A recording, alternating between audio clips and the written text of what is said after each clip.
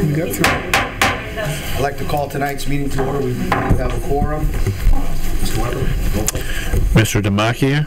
Yes. Mr. Fallis? Yes. Mr. Smith? Mr. Sturgill? Yes. Mr. Williams?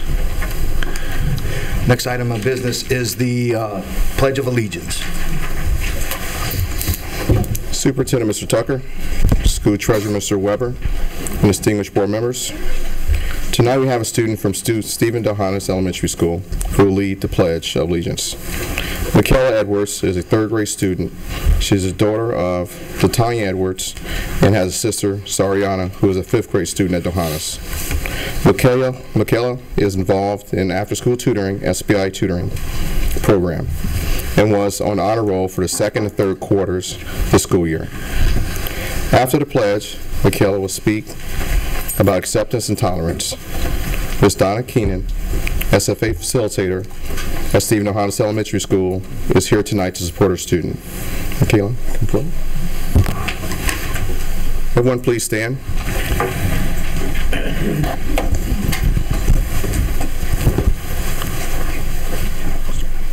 I pledge allegiance to the flag of the United States of America and to the republic for which it stands, one nation, under God, indivisible, liberty and justice for all. According to the dictionary, tolerance means compassion and open-mindedness. At Stephen Delhannes Elementary School, I go to school with many kids who are different from me and different from each other. No matter what they look like, no matter what they wear, we should treat everyone the way that we want to be treated. When you care about others and treat them with respect, they will treat you the same way. Everybody has a gift. Some people are good in art and others are good at sports. Some people are good in math while others do well in science. It is up to all of us to look carefully at everyone we meet, not to see what is different about them, but to find their gift and help them unwrap it.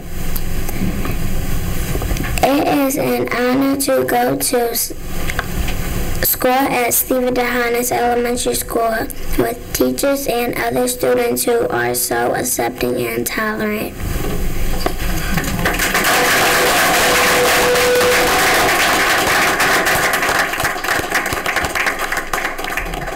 At this time, I'd like for the parents and administrator from Stephen Delhannes please stand and be recognized.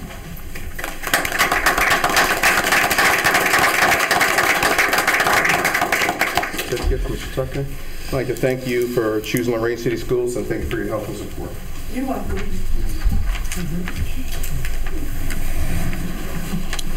Turn it back over to the board. Good evening, everyone, and I do apologize to my colleagues in the audience for my tardiness. Something came up, so do the right thing.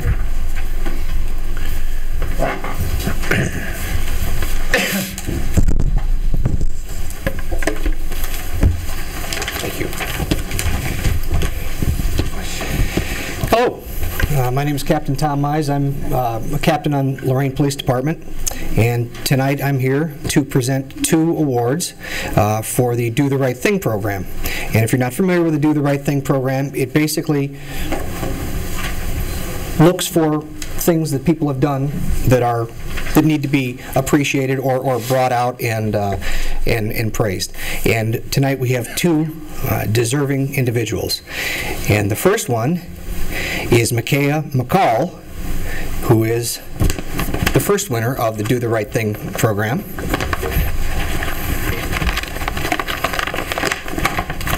I haven't opened this. This is fresh. Unopened. And I would like to present you with this this award, and congratulate you. I'm not going to go into the details of it because there's details to them, but suffice to say, she did the right thing, and I want to thank you and tell you what a good job you did. Good job. Shirt and envelope. I'll give you the whole envelope.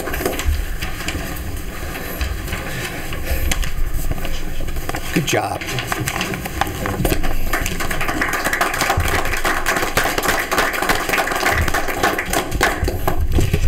Next, I just opened it, so now this one's fresh. Ariana Nieves. I know that name from somewhere, the last name anyway. And again, I'm not going to go into the details of it all, but I would like to congratulate and call up Ariana Nieves, our second winner of Do the Right Thing. Good job.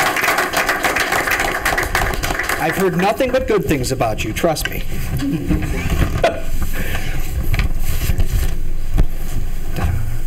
Good work.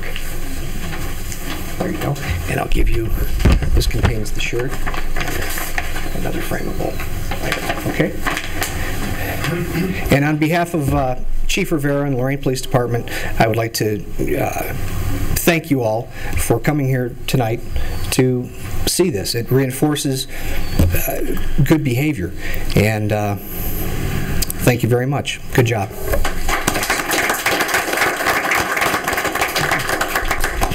Just so you know, the Do the Right Thing was a program that was here for quite a while. It kind of fell by the wayside, and we brought it back this year. And it's a partnership with Lorain Police Department, Lorain City Schools, and the Journal. What the students received tonight was the award that you saw. They also received a T-shirt. They received a season pass for all sporting events for 2 people next year. They received 2 movie passes, 2 Skate World passes, and a $50 gift certificate. And what we're trying to do is reward students that do the right thing, because we have a number of them. I am the culinary arts instructor, Chef Smith. I'm located over at Lorain High School. Good night now. I brought 3 of the students with me that are working with us with Junior Achievement. We've got an event going on that we are hosting a week from Friday on the 19th at Lorain High School from 6 till 8 p.m. And I'd like to invite the students up to introduce themselves and tell you a little bit. They've worked something out, how they're going to share this with you real quick. I don't want to take up too much of your time. Take up as much as you need. Take up time, this is good. Hi everybody, I'm Alia, this is Kern and Angelica. I just want to shed some light briefly on the event that we are having next week.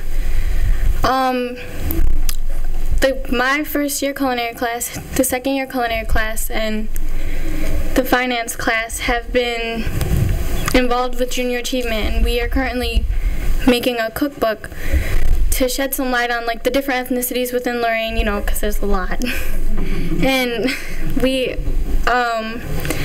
got a lot of recipes together, and we're selling a cookbook. And the event that we're having is to showcase our cookbook, you know, to get it out there so people can buy them. We have tickets here if anybody wants to sell any, to buy any. We're selling them. But yeah, you can. All right. Kern Baxter, as our CEO said, on the tickets, we are selling them for $15, and it's to come to the event on the showcase of our product. It has Chef Smith's number on it, so if you have any questions about it, you could contact him. And just any questions at all, we would like to hear it just so we could provide better service. And if you come to the event, we have it organized where there's many different stations, so you could kind of interact with people and get a better understanding on what the JA program's doing, and just so you could feel more welcomed, you know, because we like to give a humble hand and just, you know, providing an assistance to the community, because without the community, you know, we're not much of a business. Yeah. Hope you can understand that part. But all the profits will go to the JA program, and then around the end we'll look at like different charities, and then the students that participated in this will find one and just donate some of the funds to them. So we like to give back to the community, as we said. So as I'm saying, is the main point is we like to see your faces there, you know? Just the more the merrier, I always say. So if you have any questions about it, you know, we're willing to answer any questions now. No? All right, if you want to. Just in addition to that, the event is next Friday at 6. Everything else is pretty much covered. Everything is covered. All right. What's the location of the event, please? Oh, Go ahead. the location of the event is at Lorain High in the Commons area. All right. I'll jump in here and ad lib.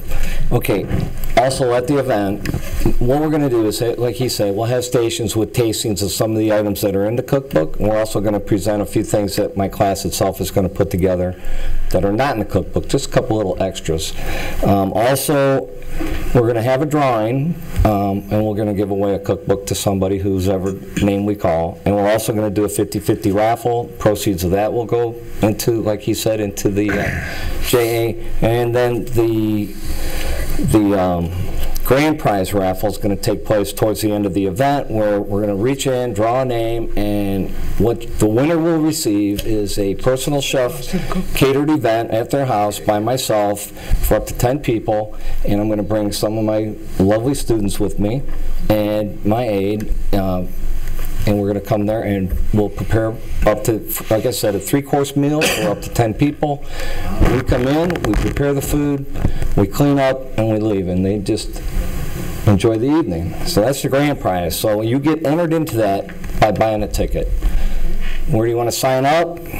And we'll also do, if you want to do a preset, or if you want to order a ticket, you can mail a check over to me and at Lorain High, make the check out to Titan Enterprise, and we'll do like a will call. We'll just have a ticket waiting for you, so you can just pick it up when you get there. That way it'll be one for you in your name. Anything I missed? CEO? No. All right. Did you mention? Yes, sir. Did you mention the price of your cookbook?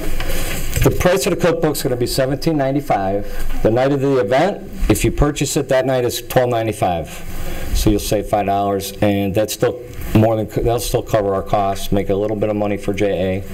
And after that, like we've made a connection with a new coffee shop type place on Broadway that wants to have us come in there and do something. They want us to present, and they want to sell the cookbook for us out in their storefront. So as we get rolling, I don't know, we started the year thinking we were going to do one thing, and we've kind of gone into another direction. We had to do plan B, and the kids are excited about what we're doing now, and we look forward to growing with that next year. So this is the start. And I thank you guys for your support. Great. Thank you. All right, let's go. Thank you, ladies and gentlemen. At this time, we would entertain the first hearing of the public. If someone from the audience would like to address the board, they may come to the podium at this time and do so. Please state your name and your address, and after you've finished your remarks, please fill out your name. Note that for most things we will not necessarily respond, but we will get back to you at the appropriate time. Things that we can respond to, of course we will. So, okay. Thank you.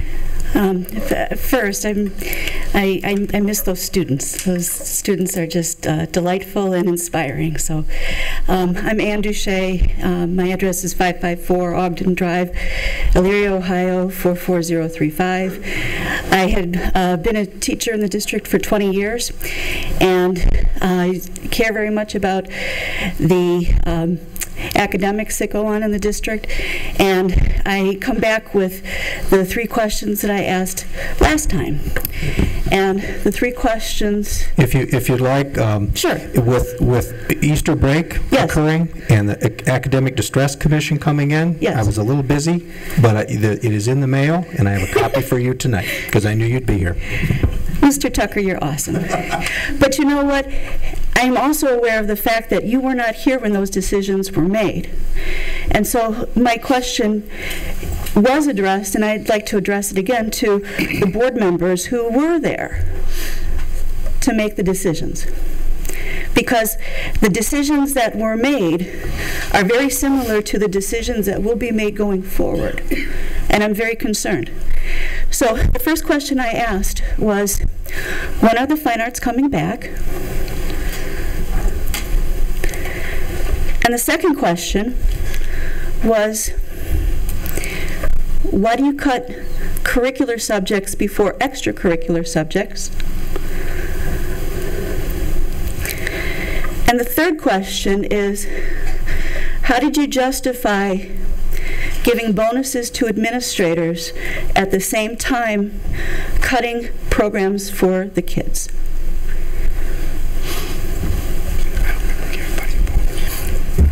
Okay, well, like I said, we will not respond at this stage to questions. Mr. Tucker has prepared the answers. He is the superintendent. These questions are generally addressed through the administrative process, regardless of whether he was superintendent prior or not. For example, even things such as when this is coming back or that's coming back, that will be at his direction and his staff. The decisions that we make are primarily based upon recommendations from our administration, and it is with much thought that we make those decisions. And so what we will trust is over the next number of days or weeks, we'll be able to communicate more. And after you've read Mr. Tucker's responses, you may have some more clarity on some of these issues in terms of how accurate they are, or at least what the direction the district is heading in. So we'll wait until I've not even seen the answers to the questions. So, but we appreciate your continued support and concern. These are issues that these aren't easy decisions, and at some stage, maybe after the meeting, we can share with you a little bit how we get to the decisions we make, but it's through much deliberation. And so, again, we have the questions. After you've seen the answers, you may still have some questions, or you may have more clarity. I am certain that you've given these decisions thoughts as you go along. In preparation for my appearance, I did look at the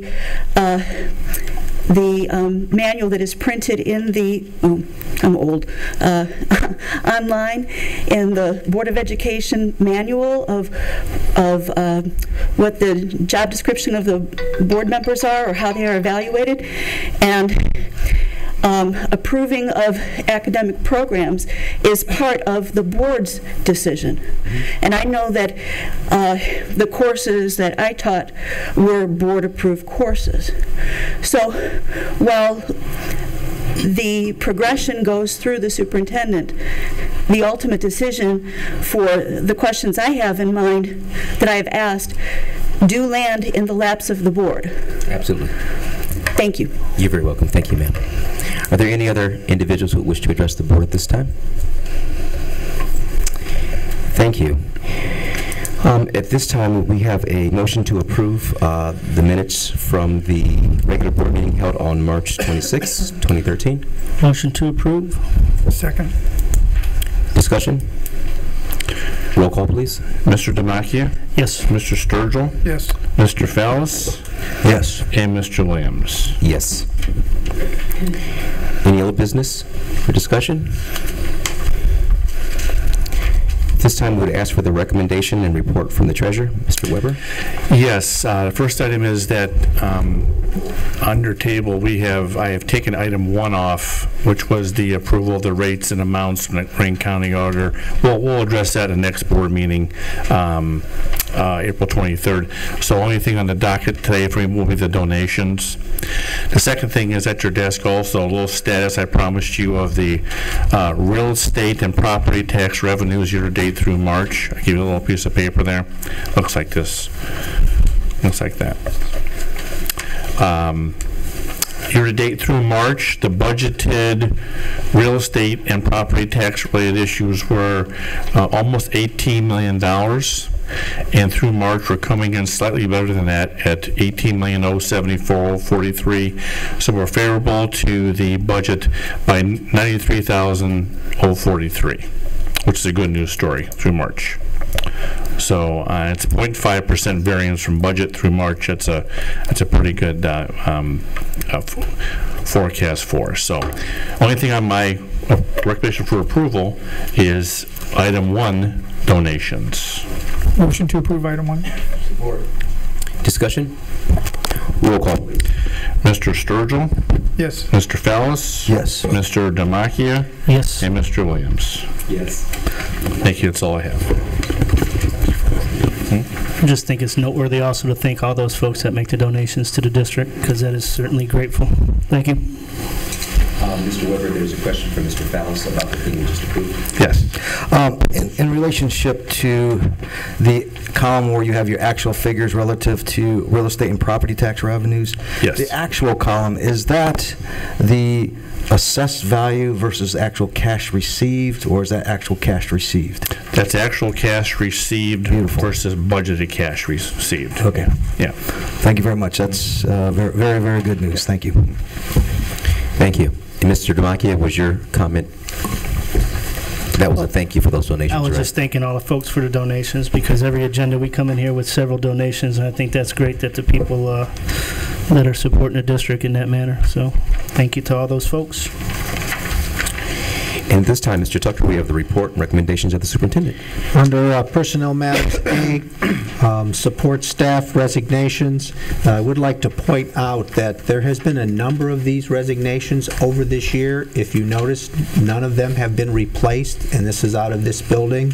So there was a lot of interest last month or last meeting in the reorganization. I think you'll be surprised of the number of people that have not been replaced here, and it's well underway. Item 2, new appointments, and those are sub-teachers and also Title I tutor. B, food service driver, support staff. Item 3, approval of contract status. This is the last of the reduction in force, and this is part of someone who retired, and then there was a bid and a bid and a bid, and this is the final one of that. It takes a while to get through. Item 4, leave of absences as listed. And item 5, supplemental contracts. These are the last of the family literacy coordinator out of the title thing. So I ask approval of items 1, 2, 3, 4, and 5 under A, personnel matters. Motion to approve items 1, 2, 3, 4, and 5 under personnel matters. Second. Discussion? Mr. Tucker, I would have one comment, I think. First, we appreciate that we are obtaining the reduction that we asked for, and I think in terms of sharing a little bit more on that, Mr. Tucker was charged coming into the district. We were at a deficit, and we did certain reductions, but we knew that we needed to make long-term changes that were more organizational and not just cutting a budget. And so the charge was a restructuring so that the reductions would be sustained. In other words, that you don't make these cuts and then it jumps back up the next year. So we've been doing that in a number of ways. I think what will be very helpful is we need to be able to give you credit for reductions no matter how we get to them. And one thing that would be helpful is if at some stage we can summarize. There have been a lot of folks who've not returned. That's and correct. What happens is every time someone sees, be it a coach, be it a supplemental, be it somebody who retired and they're replaced, we get lots of feedback. I won't call it criticism. We get lots of feedback in that we're hiring people and rehiring people. But what we don't provide them sometimes is the data that shows where the reductions are. And if we don't provide that, then they don't know it. So I think there's significant reductions that have occurred for other reasons besides just cutting, but those are nonetheless reductions. And we have a number reduction in the Charleston, and we have a number of people and an amount. And I think those are significant. So to give you and your staff credit, we need to see that report card too. I think that will be helpful for the...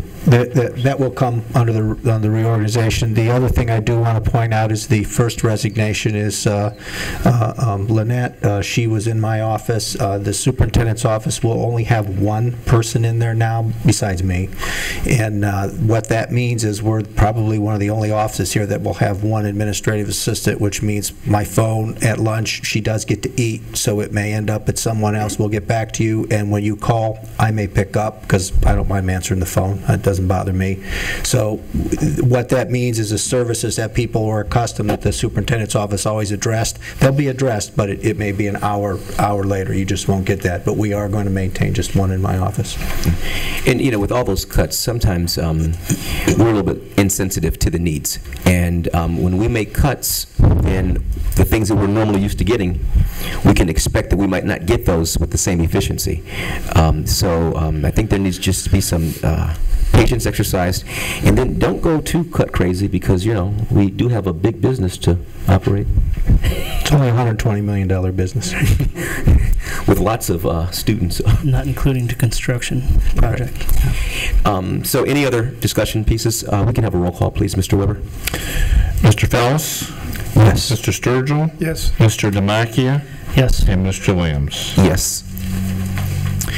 Operation Matters B, item 6. This is a contract. This is one of our flow-through funds of our auxiliary funds that we just maintain the funds for title for the Catholic schools. Item 7 is a contract with the Natural History Museum. This is part of the endowment grant expenditure. Item 8 is a program that the Girl Scouts that they're providing for girls, has to do with relationship and bullying. This is another program that we're doing, and it's offered to 8th grade female students, which is a very appropriate age group for that. And number 9 is just a DJ approval, and this is part of a student activity account for the high school. As for approval of B, Operation Matters, items 6, 7, 8, and 9. Motion to approve items 6 through 9. Second. Discussion? Roll call, please. Mr. Demakia? Yes. Mr. Sturgill? Yes. Mr. Fells? Yes. And Mr. Williams? Yes. That concludes my recommendations. And as we move on to new business, I guess the first item that I would address, and I wasn't sure if to do it under old business or new business, we have the official appointment of the Academic Distress Commission. Superintendent Ross from the State Department of Education was with us yesterday for the press conference. First, I would like to thank publicly, though they're somewhat anonymous, the individuals who we interviewed before making our appointment. They were very reputable folks of our community. They expressed themselves exceptionally well. I think Mr. Tucker would attest to that. He and I shared in those responsibilities of vetting, interviewing, spending a little bit of time with individuals who expressed interest or were recommended. We probably interviewed maybe 8 different folks. 8, yeah. And we're very satisfied with the selections that we made, and quite honestly, we could have made a number of selections and still been very satisfied. So it was a little bit difficult, but that's the difficulty that you enjoy when the people who you've interviewed have all presented qualities that we thought would be very much asset to the process. So thank those who were willing to give up their time, and a special thanks to those who are answering the call. We don't know exactly, it's uncharted territory, but there's a significant commitment, and we would like to thank those folks for doing that. We'd also like the community to know formally that we have embraced this process, that we think that the administration and the board thinks that this is going to move us and accelerate us into higher achievement and the desired outcomes that we wish for all of our students. And so that is absolutely where we are. Any questions or comments? We haven't really discussed this a lot with my colleagues publicly, openly. I just think that it needs to be very clear to the community that this is certainly, in my opinion, a very positive and exciting time for the school district.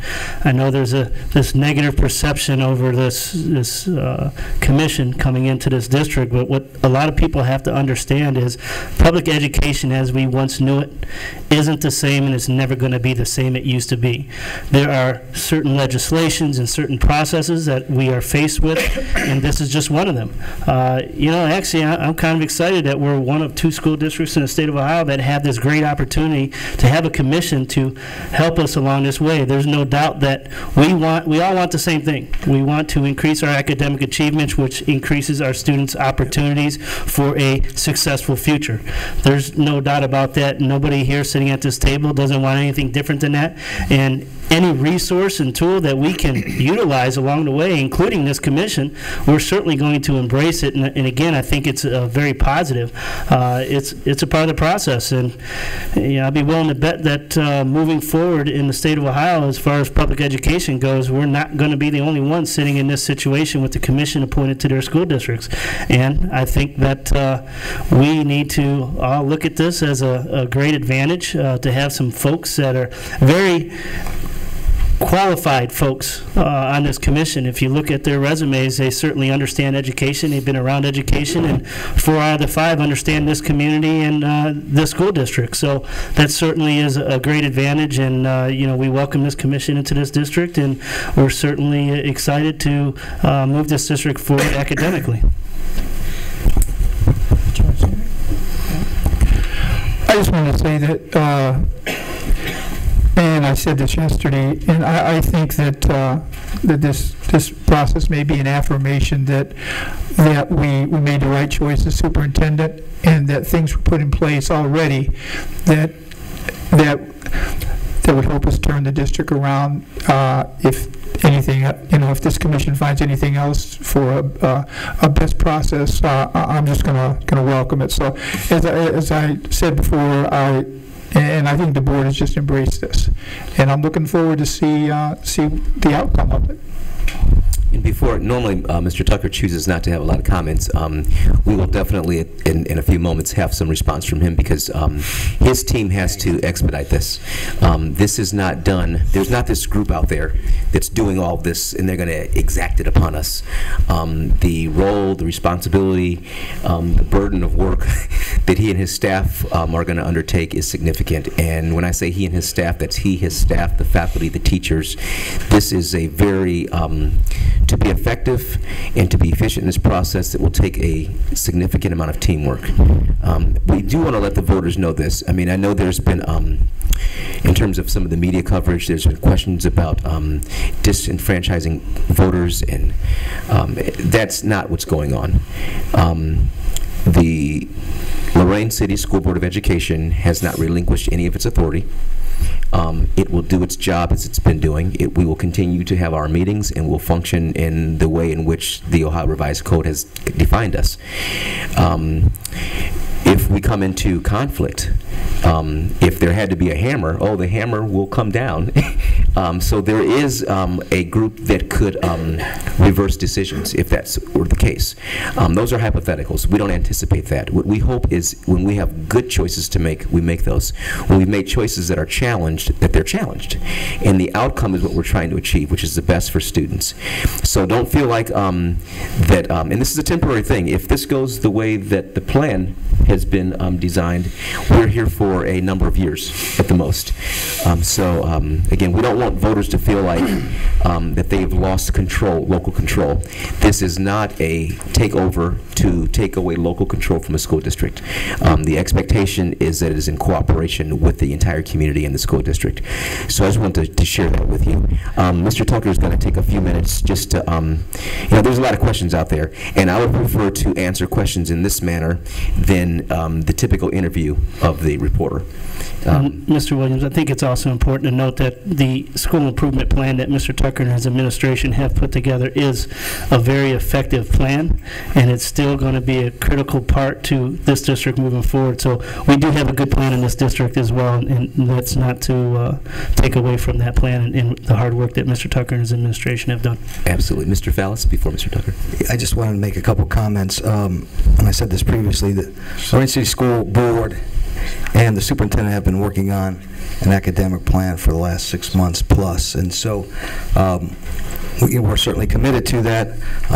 It'll be good to have another set of eyes to help us tweak that plan, and I'm looking forward to working with the Academic Commission again to get the right results that we need for our school district, which is to boost the academic performance of our students. So looking forward to that. We have a lot of hard work to do, but we'll get it done. Thank you. And so before Mr. Tucker speaks, just so you all know, he anticipated many of these things very early on and began to have communication and dialogue with the Ohio Department of Education. So parts of his plan that he's already being engaged have been somewhat pre-approved. In other words, hey, should I go ahead? They said, yeah, it sounds like it's good education to me, go ahead. So this isn't new to us. We've been here for a while, we've expected to be here. Also, Mr. Tucker had significant conversation with the folks at the Ohio Department of Education, even as it related to individuals we were interviewing. We've been very transparent, we have sought their guidance. They were really excited about the way we've embraced the process. This is the second one, and I would share this, that from their expressions, we are traveling a road that is much more desirable than the road they previously traveled. And that's because of what Mr. Tucker has taken the initiative to engage in the communication and the transparency. So with that said, Tom, would you share with us anything else that you think would be appropriate? There's one thing that Dr. Ross said yesterday. Well, he said a number of things, but he reiterated this over and over and over, that we're here for the boys and girls of the city of Lorain, and it's time to set the adult issues aside. Being a member of this community for a number of years, those are words to beautiful words to a superintendent's ears. We all go into this business for a certain reason. Most of you sitting out there are either my students, or I had your kids, or I worked alongside you. You know why I'm here, and it's about kids, and that's what I talk about most of the time. To have the quality of people with the background, a lot of times in these positions you don't always have the support staff that you need, because as I told my staff this morning, I feel like I'm the silverware general out there with the sword leading the charge, and I turn around and I just pray there's people behind me. But now I've got the commission to help us with that.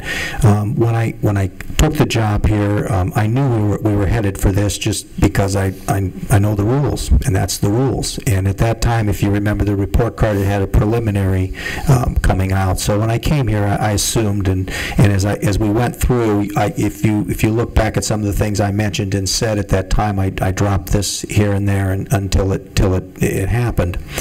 With that in mind, everything we've done, I have a good plan is a good plan no matter what district you're in, and student achievement is student achievement, and good instruction and best practices and effective practices are good things. So the steps I've attempted to make with our team here has been to do that. This commission, I've already had conversations today, because I'm ready to get started. I want to go. And they will be doing a assessment of the district on exactly where we are, because they need to know where we are. I started an assessment here the week I got here, and I had every one of my department heads do a 3-ring binder, and guess what? They're going to do more and more and more on where we're at and where we're headed. The commission needs to come up to speed with where we're at and the conditions that we're in, and they'll be visiting and talking with people and going forward. But once again, as a superintendent, you deal with a lot of things. But to have to answer to a board just about students and how students get better, oh man, it doesn't get any better than that. And I still have this school board where we've got all the issues, but that is an area where the impact is made, because while you're here is graduation day and student achievement, and that's what we're all hoping for. Thank you, sir.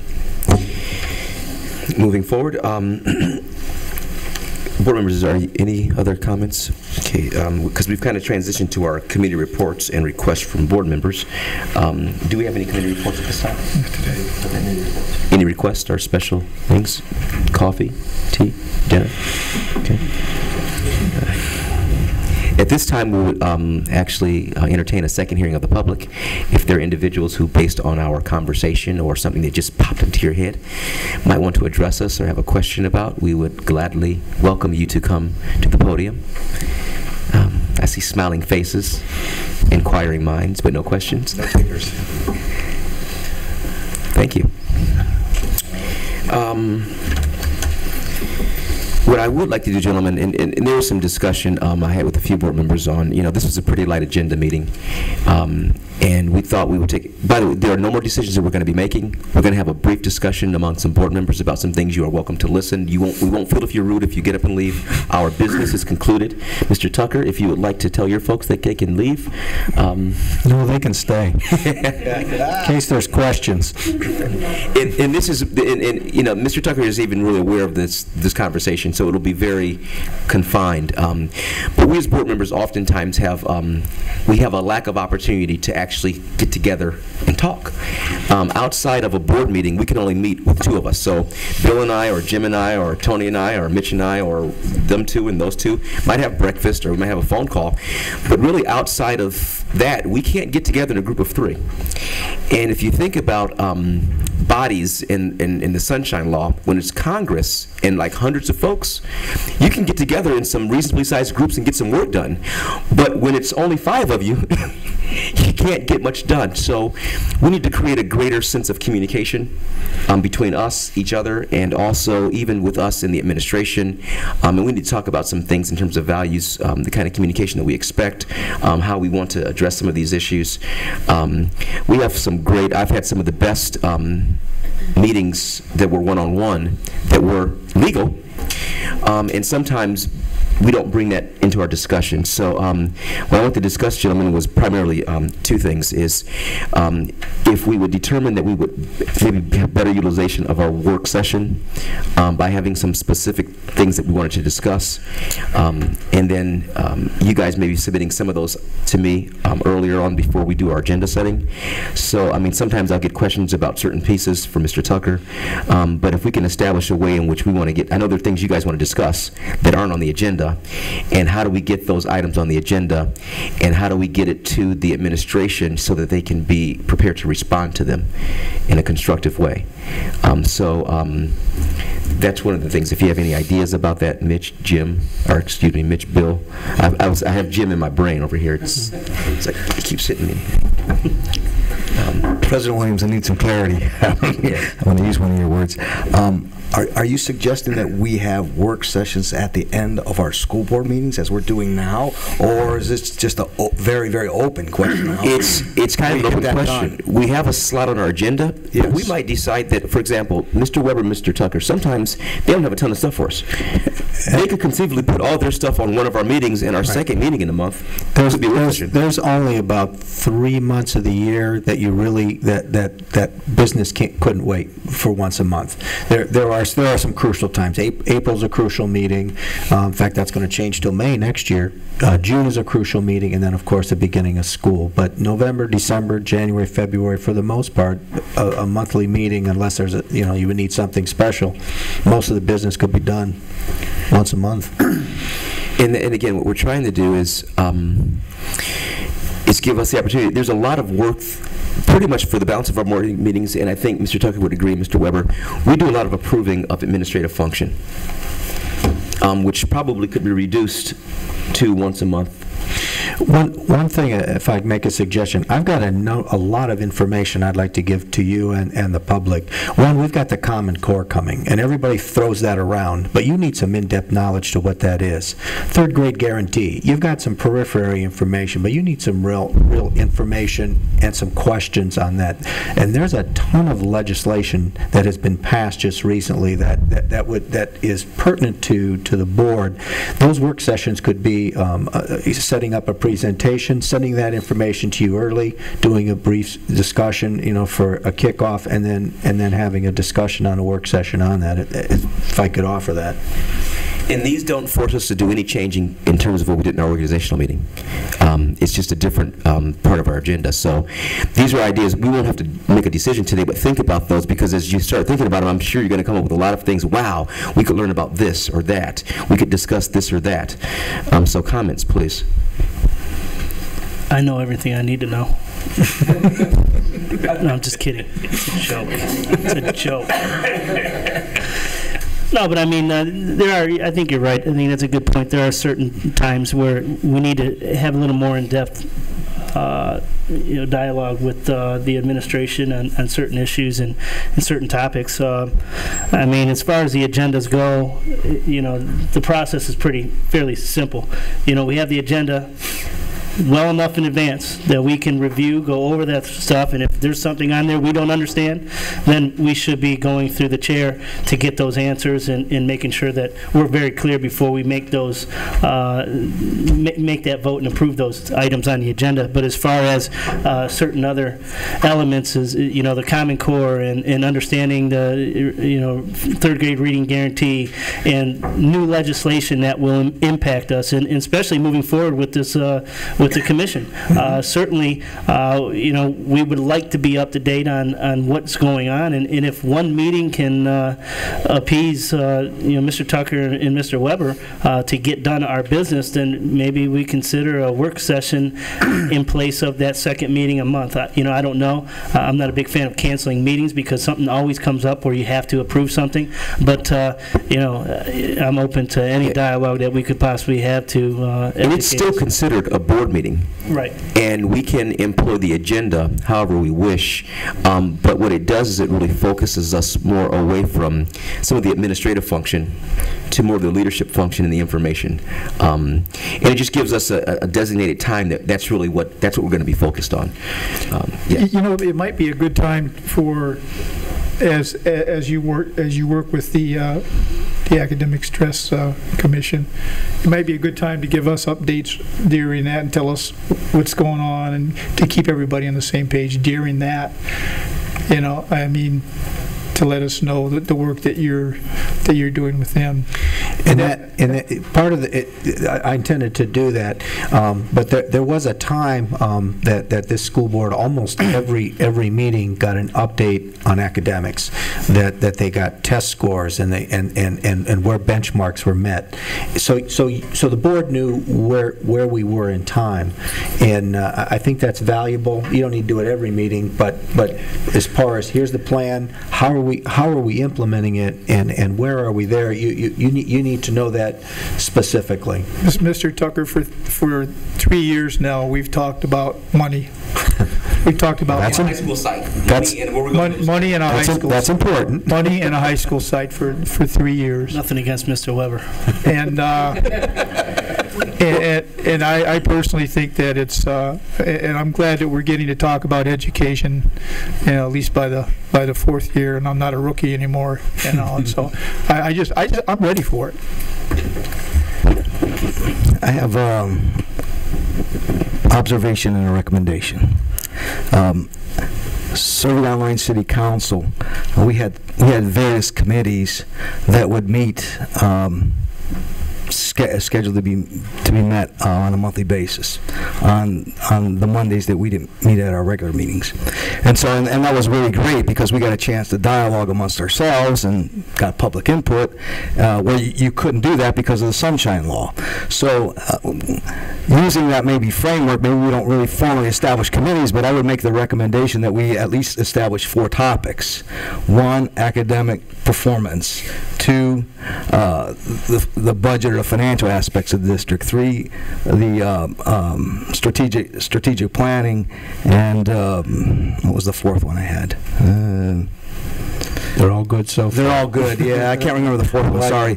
But anyway, and then have other, but at least for every meeting we had a full board work session, at least we would have a framework where those were the topics, and we can add or subtract items in there to discuss, just to give the whole process a little framework to it. So the other thing I'd like to do as far as my end is, one, I need to get my team more involved in the board meetings. This has been an interesting year. When we reorganize, that'll be there, and I need to get the principals up in front of this Board of Education, because they need to be accountable for what's happening in their buildings, and there's a lot of good things happening, and they need to discuss that with you, because I know you hear all kinds of things, but everyone that's in a leadership role here needs to step up and go, okay, here's what's happening, and if it's not good, here's what we're doing to correct it, and here's what our plan is. So that was my intent next year anyways, because this year has been, we had other issues to deal with. Those are now moving on, and we're entering new territory, but that was part of my plan, because there's a lot of good things that are happening. As far as the board meetings and canceling them and this and that, I would believe that that would kind of make be a decision between, the treasurer obviously has things input on this, yourself, and I mean that should be your recommendation. As far as if there is a cancellation of a meeting, if there's not enough there, you don't feel and then it's not necessary, then I mean you have to make that decision. And we're not really necessarily. I don't anticipate when we think about the volume of work that there is to do.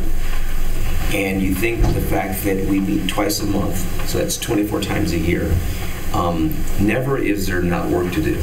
There's oftentimes not staff work that's present, but whenever we cancel meetings, I'm always challenged because it's like, okay, wow, we cancel a meeting because the agenda's light, not because the workload is light, not because there's not real situations that need attention.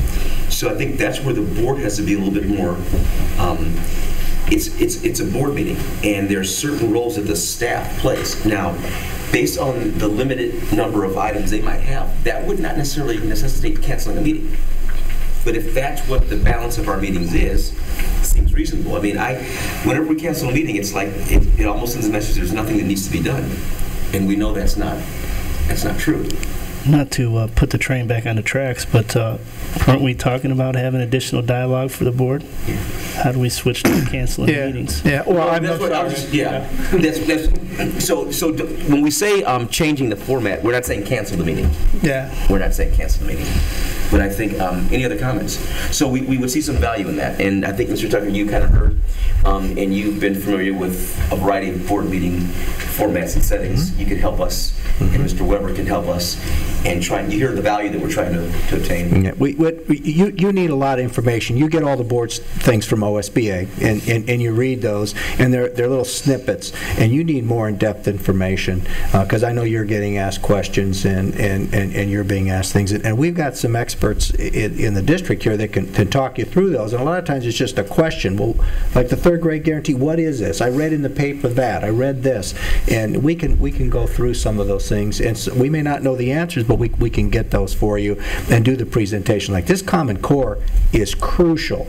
Now, the night I did a long presentation, I covered a lot of items. This new report card, I was planning on doing that in May anyways, this new report card that's coming out. This is really, there's some major issues with the new report card, and you need to be, it's more than A, B, C, D, F. There's a lot more involved in it, and you need to be aware of how that is going to affect us, because that affects the Academic Distress Commission and how we move forward. Any other questions or comments, gentlemen? I will not belabor the hour. I won't make it longer than it needs to be. Okay. If there is nothing else to discuss, we will kind of take note. And again, if some things pop in your head throughout the week, let's just communicate and move forward. The next scheduled board meeting is when? Someone tell me, please. April 23rd? Yes. April 23rd? Mm-hmm. 6:30? That would be correct. 6:30. Right here? Same place. Same bat time? Same bat time? Same people. Unless we don't have any air, if we don't have any air conditioning, and it's really, really warm in here for Makes it comfortable. There's air in here. For everybody, and it's hot air in here. uncomfortable, then you might think about. Yeah, you put the AC on his paycheck. We want to have a line item veto on the budget that puts air conditioning in room 33 and nowhere else. Just turn it on. May I have a motion for adjournment, please? Motion to adjourn tonight. Second. Support. Roll call. Mr. Fallis? Yes. Mr. Sturgill? Yes. Mr. Demakia? Yes. And Mr. Williams? Yes. Thank you. Good evening, everyone. This has been a production of Lorain City Schools, TV 20 WLCS. To purchase a high-quality copy of the program you just viewed, please call Lorain City Schools Television at 282-8400.